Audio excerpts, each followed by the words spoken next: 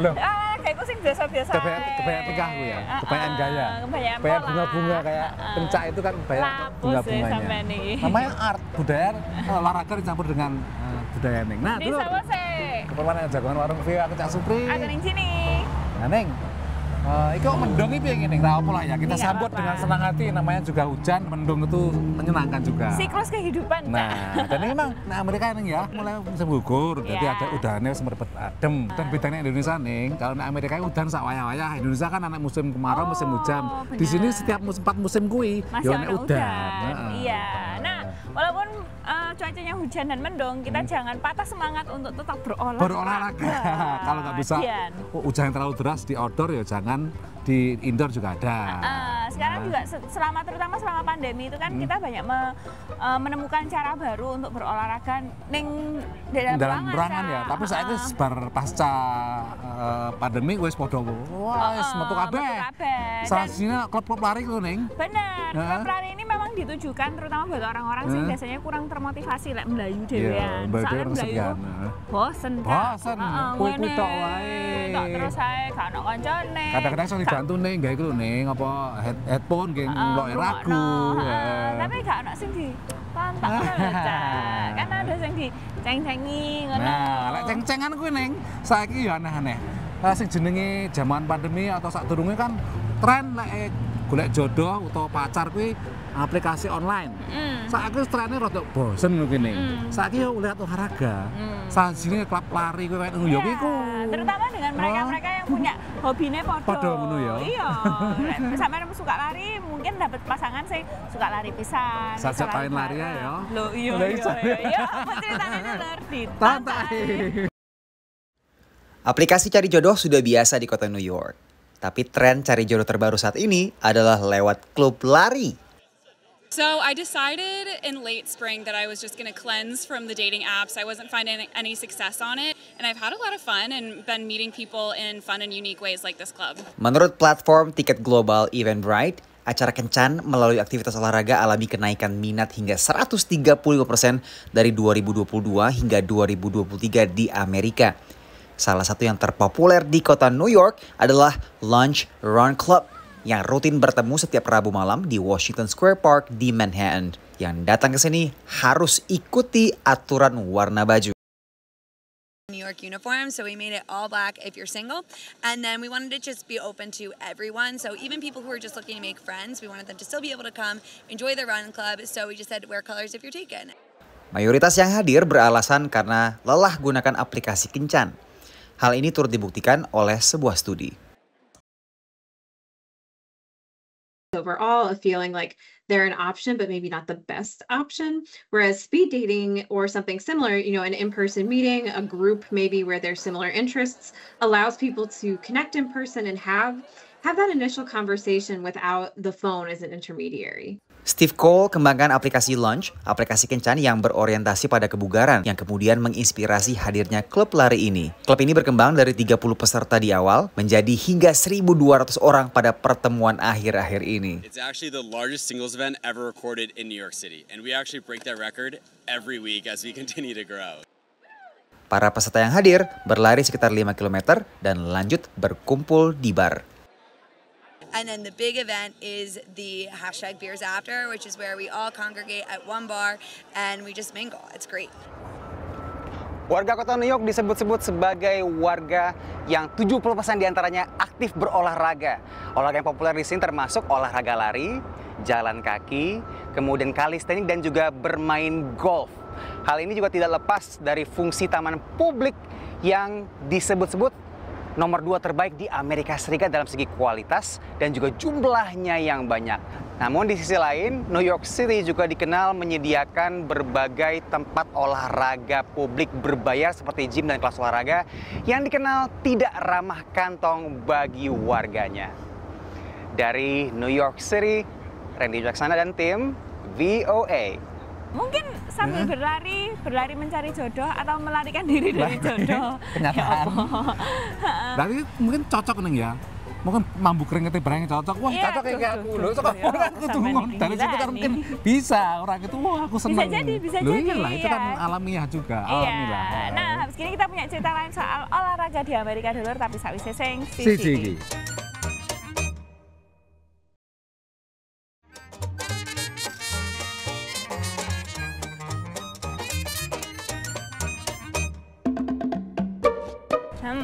Lari di tempat. Lo olahraga kan yo iso lari di tempat juga. Kenapa sampean ini obsesi dengan lari, Cak? Aku ngerti sampean selama pandemi itu kan sempat melakukan sejumlah olahraga yang paling sampean gencari dan gemari adalah berlari. Berlari kan? Karena itu memang olahraga sederhana. Modalnya sithik. Terus pasti semua orang bisa. Iya, tempatnya juga merupakan tempat khusus.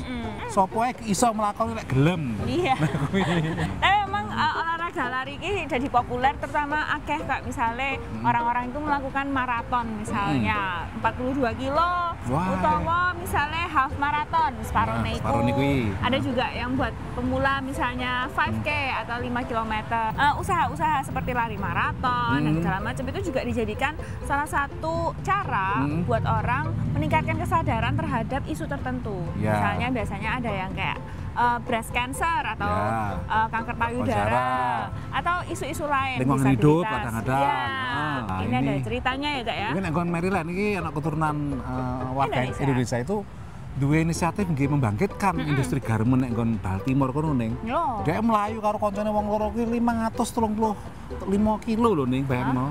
Cak akeh. Lah ya nggak ngerti kok. Tenanan. Lah tapi kok mungkin bener kok semono adoh iku tapi ya ora mungkin kuwi berhari-hari enggak mung sedina tok. Ya apa ceritanya Daler? Ditantok ae. Sebenarnya kan dia itu kan bukan pelari ya, dia termasuk orang nekat berani lari sejauh itu dan dia bukan pelari juga. Adalah Stacy Stoop, orang nekat yang dimaksud Valentine Lily, pelari ultra atau jarak jauh dari Bali. Stacy, seorang fashion entrepreneur, memang kerap memakai platform lari jarak jauh untuk mengkampanyekan misinya. Stacy yang berpengalaman selama 20 tahun bekerja di industri fashion Eropa, Asia, dan Amerika, berlari sejauh 333 mil atau 535 km selama 10 hari untuk membangkitkan gelombang baru industri pakaian di Baltimore, kota pelabuhan terpadat negara bagian Maryland. I have been advocating for this industry in Baltimore for about 7 to 8 years, and this is sort of my last big run in Baltimore. So this is sort of like bringing a lot of attention so that we can pass it on to more entrepreneurs, not just myself, but many impact-driven entrepreneurs. Dengan tema From Bali to Baltimore, setiap hari ia menyelesaikan jarak 33 mil atau 53 km yang berakhir bertepatan dengan hari ulang tahun kemerdekaan RI ke-79. Selain bersama Valentine Lily, Stacy juga ditemani Nicole Myrick, pendiri Icosa Apparel, perancang pakaian lari yang mereka kenakan. I've designed the Morpha collection. It's inspired from the nature that I saw when I was in Bali with Stacy last year. So Morpha comes from a metamorphosis from butterflies. Melalui inisiatif lari ini, Stacy yang berdarah campuran Indonesia dan Amerika ingin terus menghidupkan industri garmen di kota tempatnya menetap dengan mempromosikan produk lokal buatan penjahit yang dibayar lebih tinggi dari upah minimum. We're going to sell through the Icosa collection 100 capsule bags of wardrobes, and everything that we're wearing inspired by Bali but made in Baltimore will be a part of this run. So my mission is trying to be as sustainable as possible, so using recycled or dead stock materials. We make in small batches so that we're not creating a lot of waste. We also try and make them in colors and styles that are seasonless and trendless, so we're very anti-fast fashion. Susan Clayton dengan produk sarung tangan untuk beraktivitas di musim dingin berlabel White Paws Run Mitts adalah salah satu pebisnis lokal yang memperoleh manfaat dari upaya yang dilakukan Stacy. Menurutnya, Stacy adalah seorang pendukung sejati bagi para pelaku bisnis kecil. And I'm hoping that with the program, the Buy Back Baltimore, behind it will help us to, get that word out and be a little bit more organic in how we launch this product. And she's just very supportive of everyone knows her, and everybody's really proud of what she's produced here. We're currently on the 6th floor. On the 4th floor, there's 20,000 square feet of needle trades workers, entrepreneurs, nonprofits, all clustering together and continuing to grow. And that's the beauty of impact and change, is if you start the fire. Walau ini adalah inisiatif lari terakhir Stacy di Baltimore, tapi ia tak akan berhenti karena cita-citanya adalah mengembangkan kembali masa depan industri fashion di skala internasional yang lebih bertanggung jawab dan penuh kesadaran. Dari Baltimore, Maryland, Dania Iman, Rio Tuasikal, Nia Iman Santoso, VOA. Nah, habis ini kita punya cerita lain soal ya berkaitan dengan olahraga juga di Amerika ya, tapi saya sing CJG.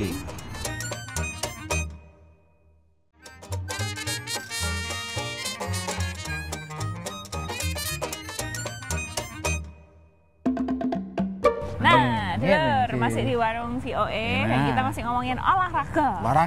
Jadi ini dingin-dingin rotok aku seneng ning gedhong sembelih rontok delok ning ya. Monggo roro tolong laneh sapi suasana dan iso nggih mlayu-mlayu atau olahraga pun mungkin lingkungan mendukung ya. Iya, cuacanya lebih enak. Jadi sampai misalnya mlayu ning Jobo iku lebih gak gampang kesel. Terus ora panas, ora gampang ngos-ngosan. Ya, tapi juga ini menandai beberapa season atau akhir dari game. Beberapa pertandingan ya Cak ya, pertandingan sepak bola misalnya itu udah selesai. Oktober gitu di Amerika Serikat udah selesai. Jadi berganti musim olahraga yang di sini yang dilakukan orang Amerika berlain-lain juga nih ya. Iya, hoki ya mari gini. Hoki bari iki salah ya. Jadi emang sono musimnya dede olahraga kayak gini. Hubungannya kalau TV juga nih disiar TV ngono kuwi. Dan tontonannya juga banyak yang menonton ya.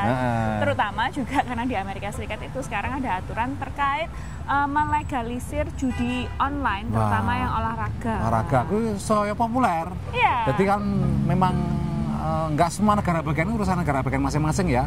Itu melegalkan, tapi semakin akeh. Jadi tapi aturannya ketat nih. Misalkan sampean nenggon Washington DC ngesahne, sampean misalkan nenggon Virginia ora oleh. Sampean kudu penduduk nek kene, dilacak saka wifi misalkan alamat sampean. Harus penduduknya sendiri yang boleh main ya di tempat itu ya. Jadi teknologi mendukung juga regulasi yang ada terkait judi online di Amerika Serikat. Ya apa ceritanya dulur? Tantai. Mulai pertengahan Maret, penggemar olahraga di Massachusetts bisa mengakses aplikasi ponsel dan bertaruh dalam pertandingan olahraga. I think there are 5 or 6 different platforms that you can have their licenses. Taylor menggunakan aplikasi FanDuel sambil nonton bareng pertandingan Purdue melawan Rutgers University dalam turnamen bola basket antar tim perguruan tinggi NCAA. I have not gambled in the past. So this is new. I've learned a lot about it just by following sports. Turnamen basket NCAA juga dikenal sebagai March Madness, dan tanpa aplikasi taruhan pun banyak penggemar olahraga sudah sering melakukan taruhan dengan memprediksi pemenang setiap pertandingan. I am not going to be a big gambler in the sense that I'm not going to spend a lot of time doing research. I think it'll just be sort of a fun addition.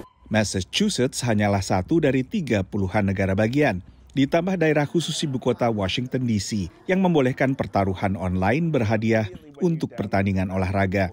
Taruhan online secara resmi yang bisa diakses lewat aplikasi ponsel adalah hal yang relatif baru di Amerika Serikat. Sebagai perbandingan, lotre, undian, dan semacamnya telah ada di hampir seluruh Amerika Serikat dan statusnya legal. Hanya 2 negara bagian yang melarang undian dan lotre dan semacamnya dalam bentuk apapun, yaitu Hawaii dan juga Utah. DraftKings adalah salah satu penyelenggara utama pertaruhan olahraga yang bermarkas di Boston, Massachusetts. At DraftKings, we see football Sundays with millions of bets being placed. During the Super Bowl, we saw around a peak of 40,000 bets per minute. Pemerintah negara bagian Massachusetts memperkirakan pelegalan pertaruhan daring ini bakal mendatangkan pemasukan pajak $60 juta setiap tahunnya. It's only been in the last 5 years that legal and regulated options for sports betting have come into the U.S. and to the forefront of sports fandom. It's tremendously popular. You know, almost every state when they ask their residents, do you want sports betting in your state? It's a tremendously popular issue, and it's something that tens of millions of sports fans are doing, whether it's through a legal regulated option or in states that don't yet have legal regulated sports betting. Often it's through other ways like offshore or bookies or things like that. Tapi bersamaan dengan legalisasinya, banyak pihak yang menyatakan khawatir akan meluasnya taruhan online yang dikhawatirkan semakin menguras uang warga yang ketagihan. Massachusetts pun akhirnya juga meluncurkan layanan konsultasi lewat telepon Problem Gambling Helpline. Dari Washington DC, Nova Purwadi dan tim VOA. Unik ya, Cak ya. Berarti judi itu regulasi di Amerika Serikat dan diatur sedemikian rupa supaya apa? Nggak merugikan masyarakat? Ya, nggak merugikan masyarakat. Terus nanti yang penting juga duit pajaknya itu bisa masuk ke negara bagian masing-masing karena duit pajak dari judi itu, Neng, itu benar-benar dimanfaatkan oleh Pemda itu, membangun sekolah, berbagai biayai program-program sosial, bantu uang miskin. Jadi memang uang itu kan ya diwadaya lah, orang kan sering judi kadang-kadang ya. Jadi ya wes, kamu tak kayak iki loh, platform. Dengan adanya regulasi seperti itu biasanya memang karena terkontrol oleh pemerintah, jadi bisa dipajaki ya, Cak. Iya, pajaknya gede ku, Neng. Ya, nah itu uniknya judi online di Amerika Serikat, Dulur. Habis ini kita mau belajar bahasa Inggris dan nonton jagat neko-neko, tapi sawise sing siji iki.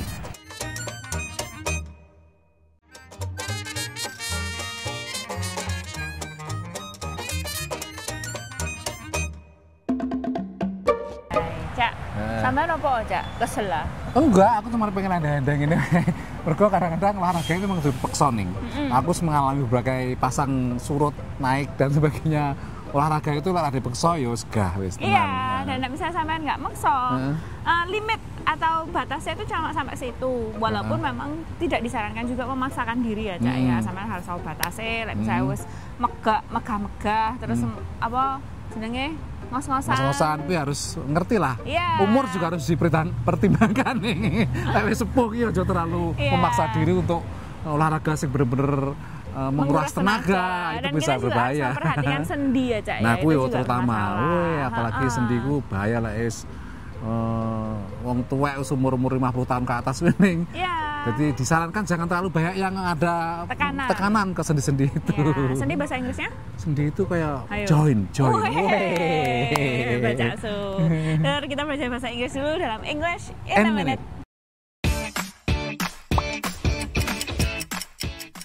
Welcome to English in a Minute. From home. A cannon used to be a common military weapon. But what could this expression mean? Loose cannon. Jonathan, how did your virtual family reunion go? Well, I've told you about my Uncle Bill, right? Yeah, you said he's a bit of a loose cannon. Uh-oh, what happened? First, he insulted my mom's cooking. Then, he started yelling about politics. I totally understand. Every family has a loose cannon. A loose cannon describes someone who can't be easily controlled. No one can really predict how a loose cannon will act or what they might say. Their actions can sometimes upset or even harm someone. And that's English in a Minute. Dulur, saiki gilirane jagat neko-neko.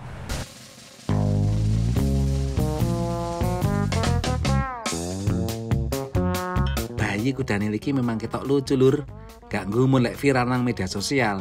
Apa meneh bayi kudane ndok kebun binatang Thailand iki jenenge ya unik. Mudeng, lek ndok basa Thailand artine babi bergoyang. Mungkin rupane meh padha barek babi, cuma ora iso muni ngingok-ngingok. Sing jelas laire bayi kudanil spesies kerdil iki dadi berkah kanggo kebun binatang iki. Pengunjunge dadi mbludak mergo pengen nonton tingkah polahe mudeng. Masuk lucu, pengunjung ora entuk ngelus-ngelus soalnya lek pas ora mood iso ngamuk lan nyokot. Kudane iki rek dudu kuda lumping.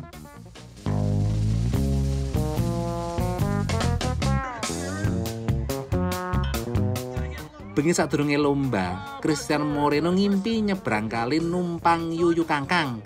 Lah kok sesuke pas lomba keselek. Untuk lomba iki peserta dikek waktu 10 menit kon mangan hotdog kepiting saakeh-akehe, ora oleh dilepeh. Lah Moreno terlalu asik mangan lali ngombe akibatnya keselek ngantek angel ambekan. Untung Gubernur New Hampshire sing ngadeg nang sandingi sigap ngekei pertolongan pertama nang Moreno nganti daging yuyu sing nyangsang nok tenggorokane mencelat. Hebatnya Moreno nerusno melok lomba lan kasil mangan hotdog 9. Lelek daging yuyune kuwi digawe cendol, luwih gampang dipangan lur.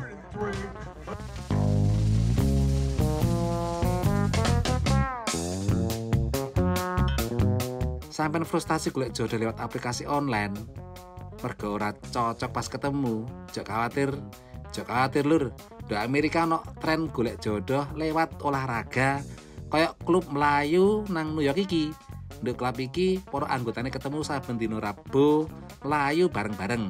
Sarate sing isih jomblo kudu nganggo seragam ireng, sing wis duwe pasangan oleh melok tapi seragame kudu beda. Lah wis oleh pasangan kok melok, arep selingkuh ta?